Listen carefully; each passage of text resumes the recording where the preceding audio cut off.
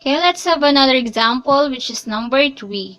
Find the sum of the numbers between 1 and 41 which are divisible by 4. First step is to determine what are those numbers.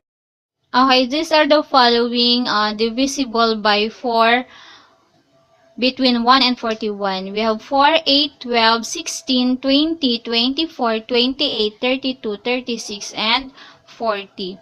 Okay, so 4 is the first term, 8 is the second term, 12 is the third term, and so on, and 40 is the 10th term. Okay, the next step is to determine the following. Okay, we have S sub n is S sub 10 because we have 10 terms. Okay, so the next one is to find n, which is the number of terms. N is also 10.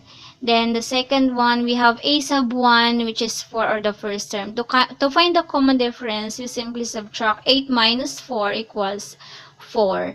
So again, the common difference is 4. Okay, now this is the solution. We're going to find the sum of the 10 terms.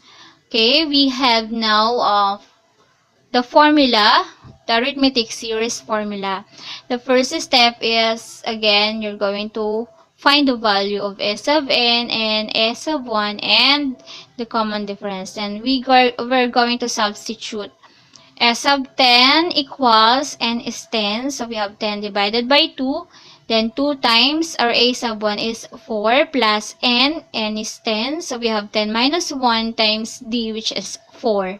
Then simplify. S sub 10 equals 10 divided by 2 is 5 times 2 times 4 is 8 plus 10 minus 1 is 9 times 4, 36.